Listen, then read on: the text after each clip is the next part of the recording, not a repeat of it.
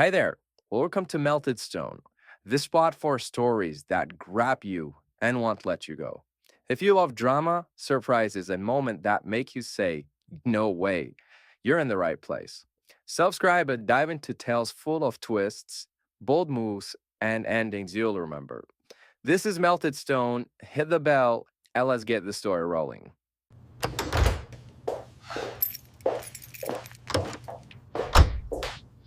That's all I needed to know. I got the message in the smallest possible way. She set her keys on the counter and didn't look at me. No kiss, no hello, just a careful distance like we were coworkers sharing a break room. I'm Evan Strad, 33, a project manager for a construction firm in Charlotte. Wednesday nights are my slow nights. Site calls wrapped by 7, spreadsheets closed by 7:30, dinner in the oven by 8. The house smelled like roasted garlic and rosemary. I'd even split a bottle of Barbera we'd been saving, because small rituals hold you together when projects and traffic try to pull you apart. She walked past the table, lifted the wine bottle, read the label like it was a warning, and set it down. I noticed what wasn't on her left hand before I noticed anything else. The band-shaped tan line looked like a lie someone forgot to cover. She said it like a note she'd rehearsed into the mirror. I need a break. No tears, just a clean sentence laid on the counter next to the keys. The old version of me would have filled the silence with questions. I kept my voice even. From what? She gave me the list I've heard around job site trailers and bar tops for years.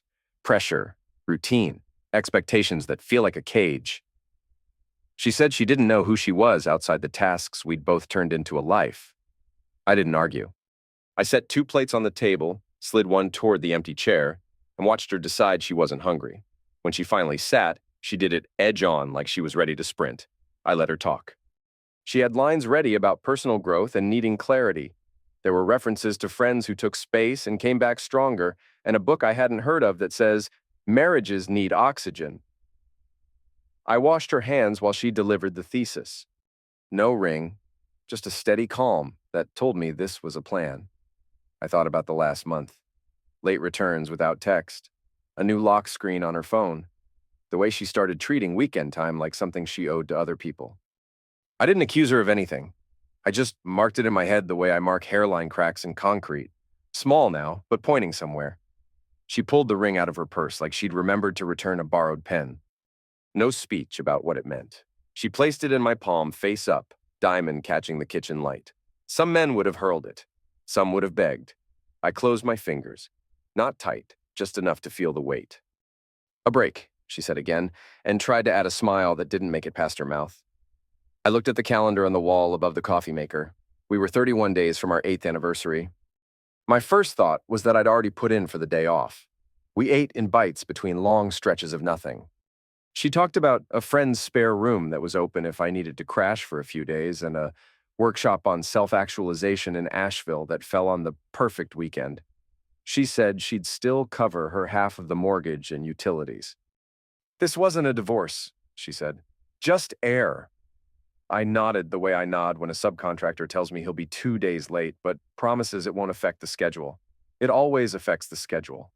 I told her I heard her, and that was all. She wanted pushback and didn't know what to do with the lack of it. The dishes sat in the sink until the water went cold.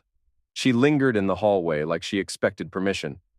I wasn't handing out hall passes. I told her she didn't need to text me her location every hour. She could do what she needed to do. I added that I'd be doing the same. She didn't catch that last part at first, then she did. I saw it land behind her eyes like a weight she hadn't accounted for.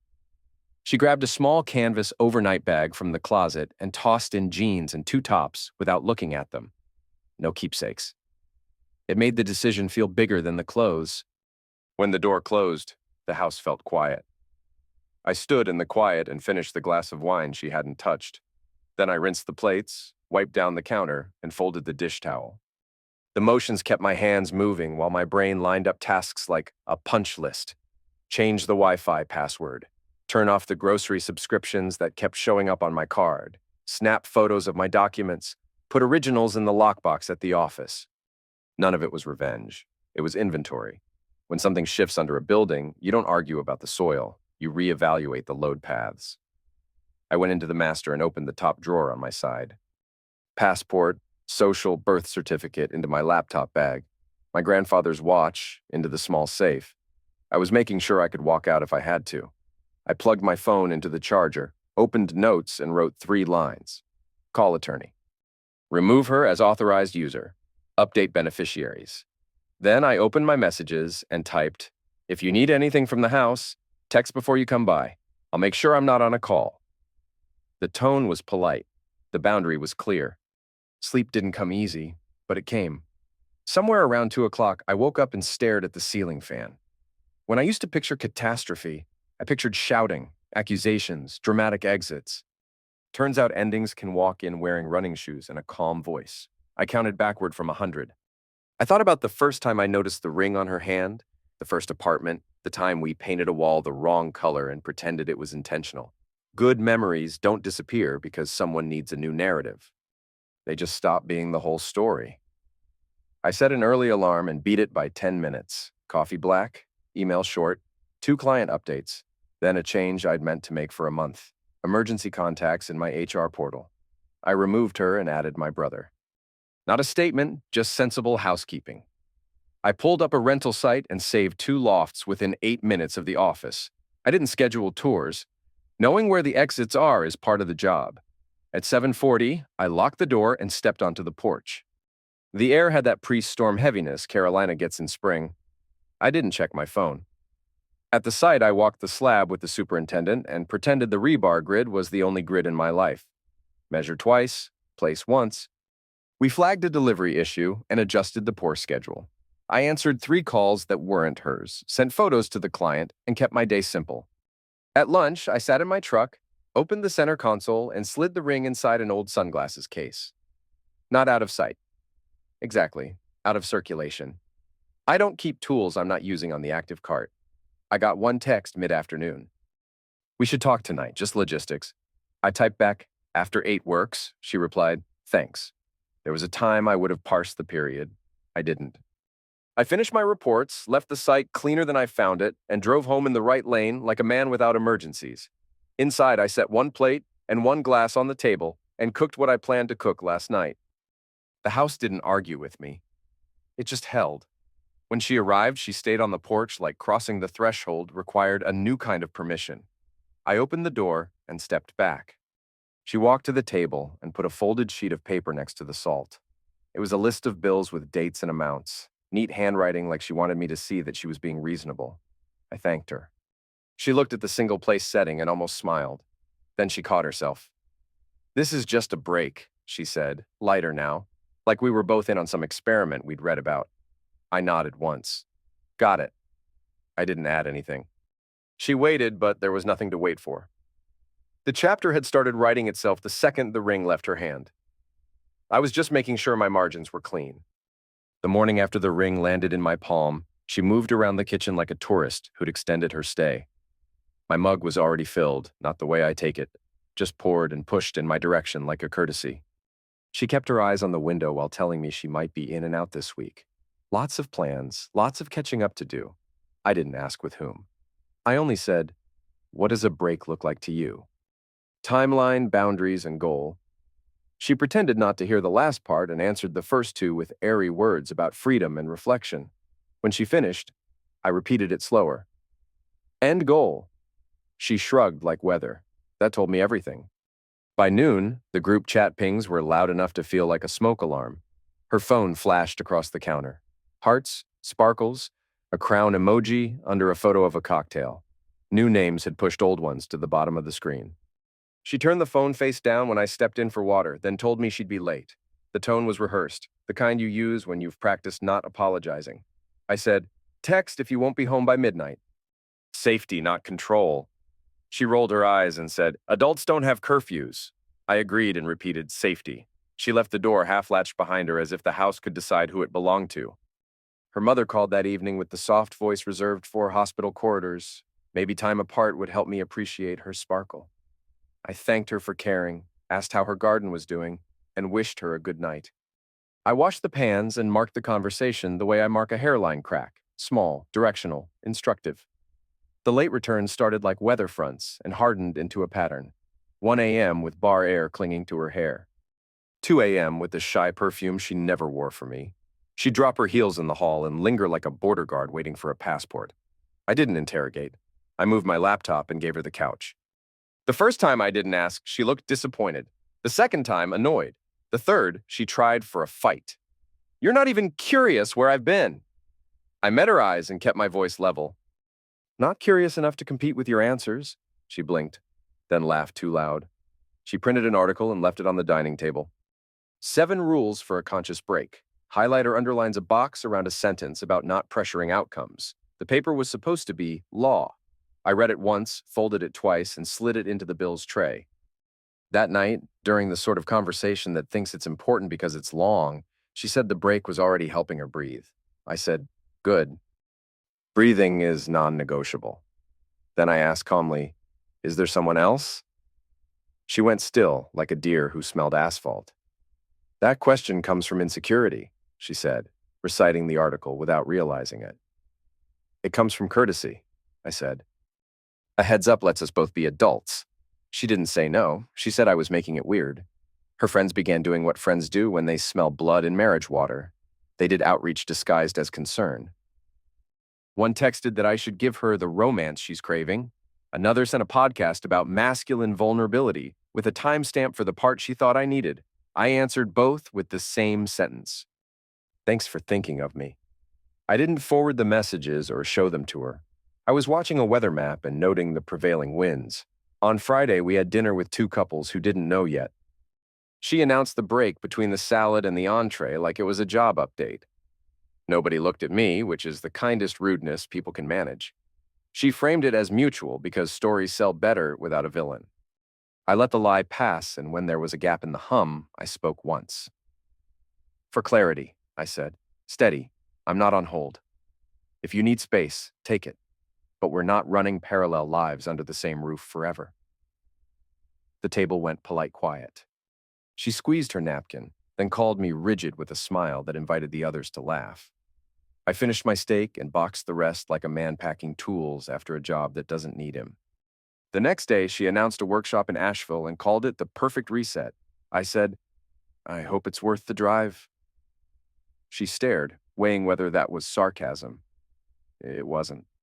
She left a schedule on the counter with circles around the hours she'd be unavailable. I circled nothing and went about my day. At dusk, she texted a selfie in front of a mural I'd seen on realtors' postcards. She looked younger, which is what distance does when a camera is between you and the truth. I wrote back, "Drive safe." She sent a heart reaction that felt like a receipt. Sunday afternoon, she came back with merch: tote bag, water bottle, a vocabulary of light. She was measuring my reaction. I gave her none.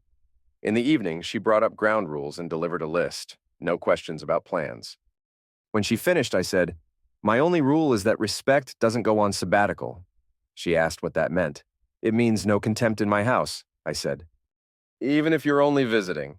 She let out a short laugh and told me, "I take phrases too literally.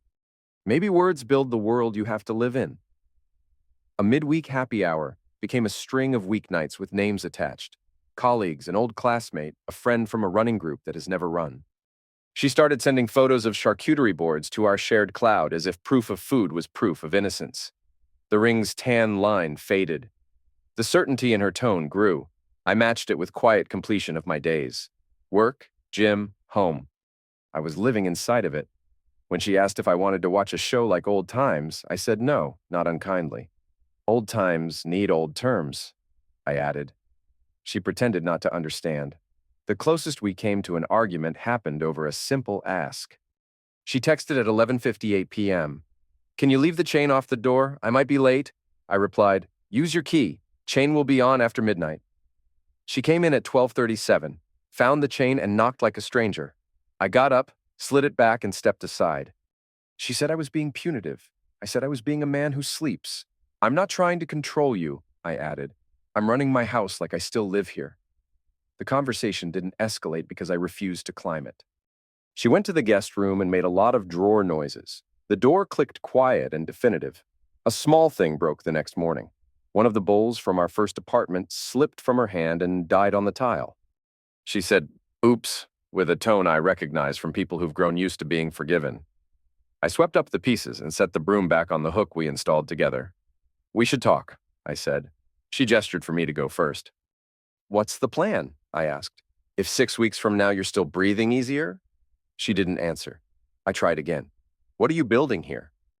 "A pause that returns us, or a runway to somewhere else." She said very carefully that she needed to see how she feels.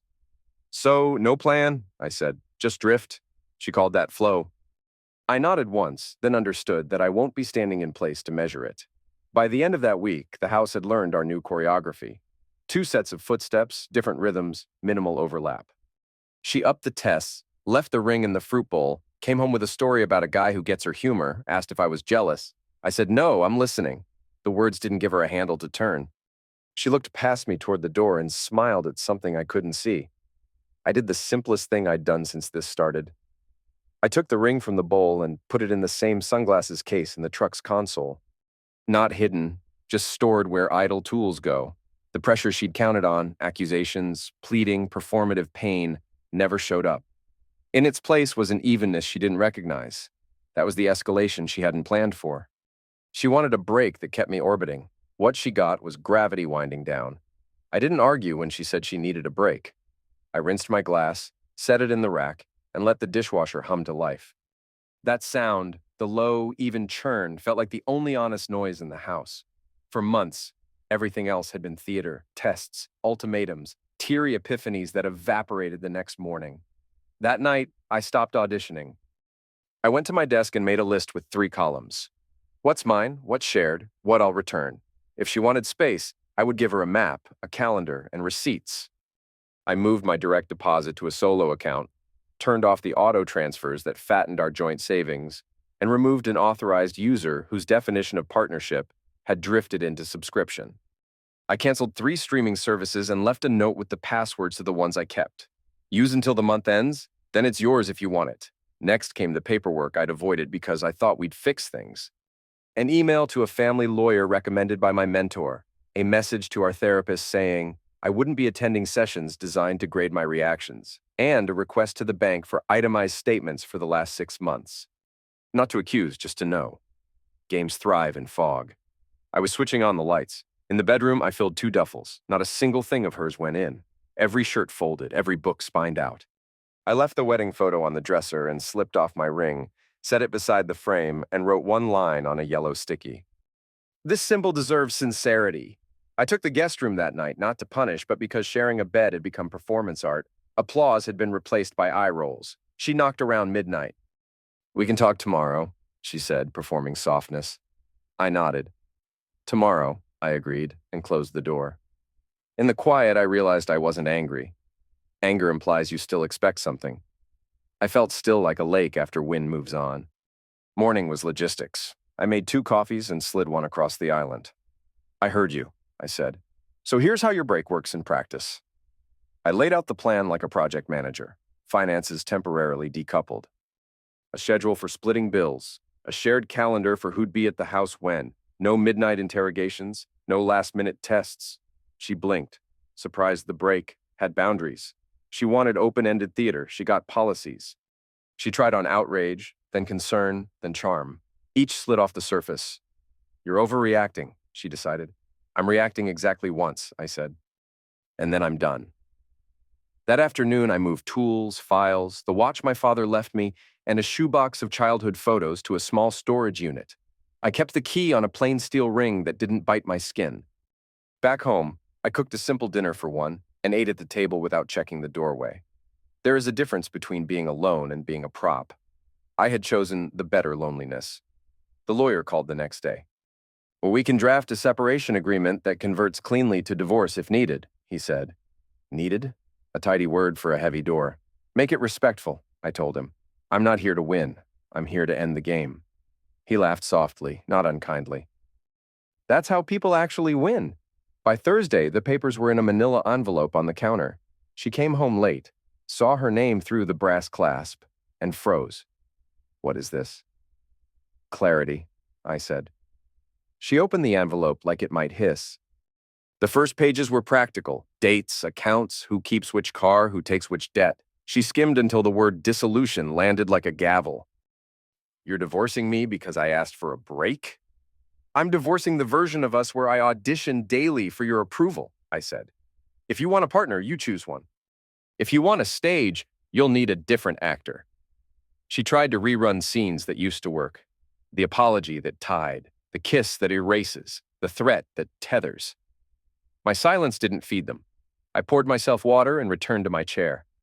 You can sign, contest, or propose amendments, I said. Whatever you choose, I'll respect. What I won't do is play.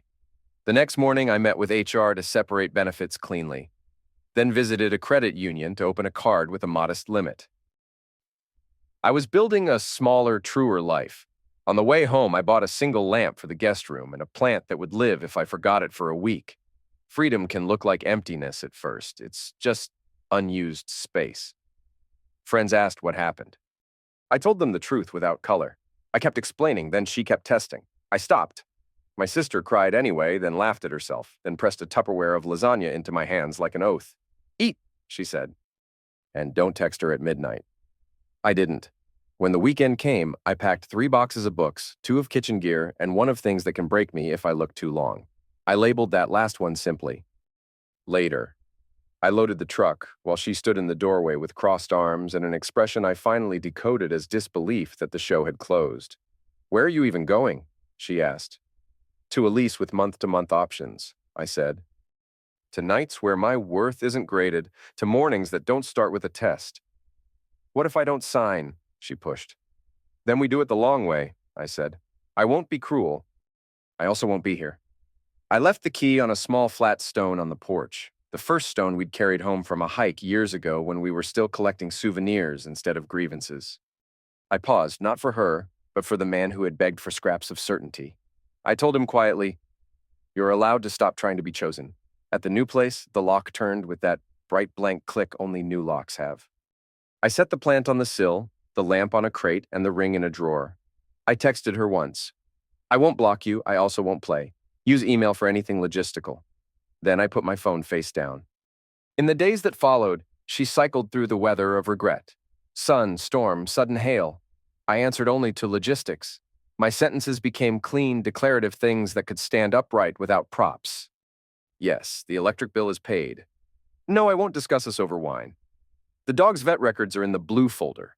I kept my voice level, my schedule steady, my miles measured. People imagined the dramatic break, the door slamming.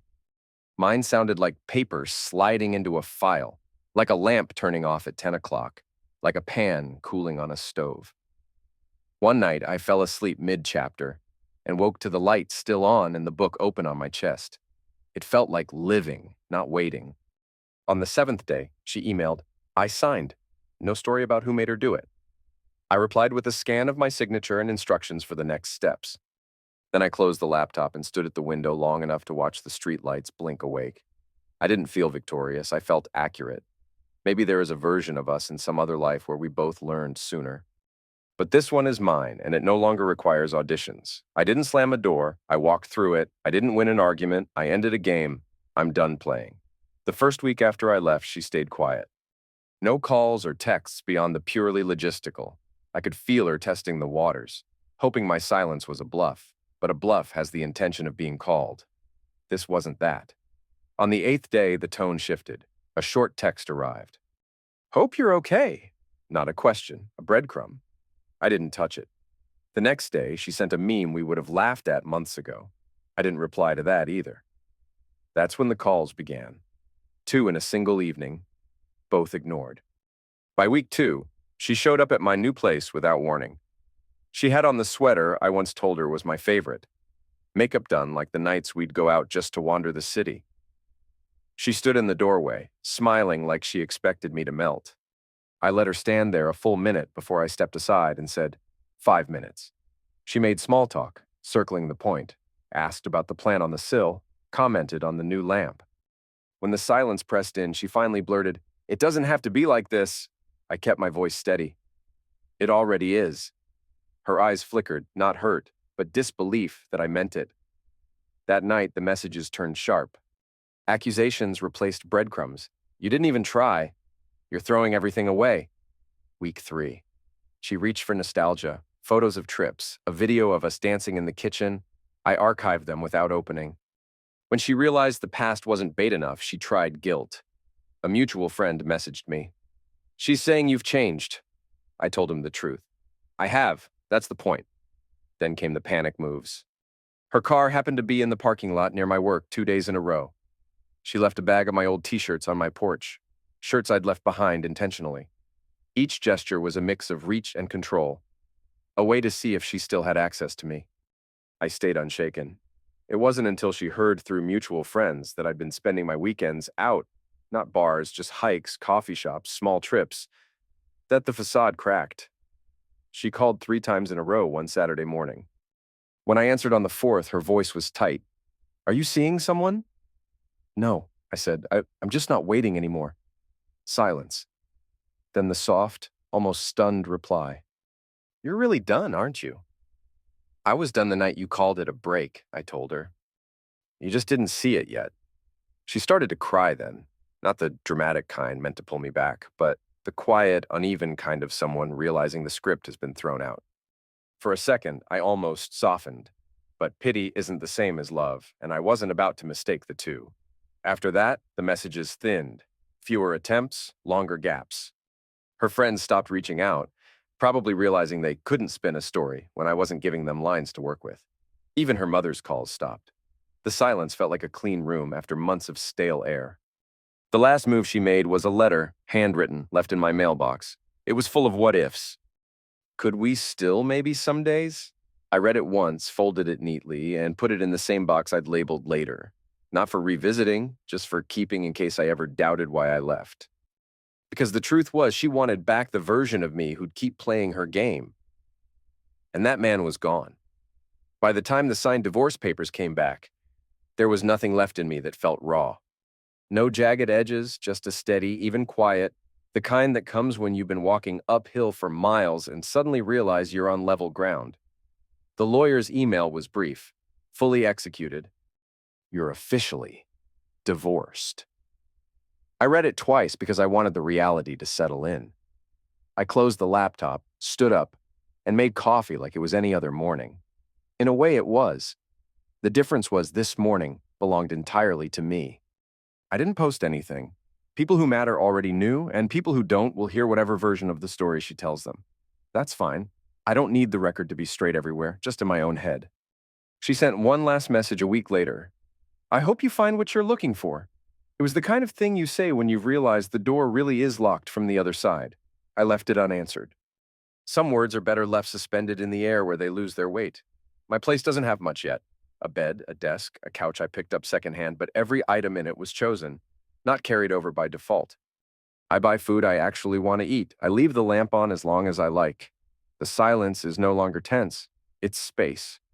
Friends still ask how it ended. I tell them she wanted a break. I wanted a life. That's the shortest, truest version.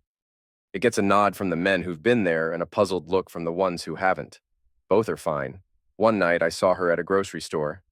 She was in line ahead of me wearing that same sweater she showed up in the day she came to my apartment. We made brief eye contact. She gave a small smile. I nodded once and turned back to the self-checkout. We were two people buying groceries, nothing more. On the drive home, I realized that was the real closure. Not the papers, not the moving out. The moment I could see her without feeling the pull to re-enter the game. It's strange how freedom feels less like fireworks and more like a steady hum you don't want to turn off. I've stopped measuring my worth by how much I can absorb or how long I can endure. The man who used to take pride in pushing through now takes pride in walking away before the damage sets in. That's not bitterness, that's clarity. If there's any lesson in all this, it's that love without respect is just a slow erosion. You don't notice the ground disappearing under you until you look up and realize you're standing on a ledge. The only way forward is to step off, not into a fall, but onto solid ground you chose yourself. She may tell the story as me giving up too soon. She may say, "I wasn't willing to fight for it." That's fine. She can own that version. The truth is, I fought for years. I just stopped fighting for someone who wouldn't stand in the ring with me. Now my mornings start with quiet coffee and no negotiations. My evenings end without the dread of what mood might be waiting behind the door. The game is over because I refuse to keep playing, and that's the point. Respect isn't something you bargain for, plead for, or try to earn with enough good behavior. It's the baseline. Without it, there's no partnership, only performance. I don't perform anymore. In the end, I left so I could live without regretting myself.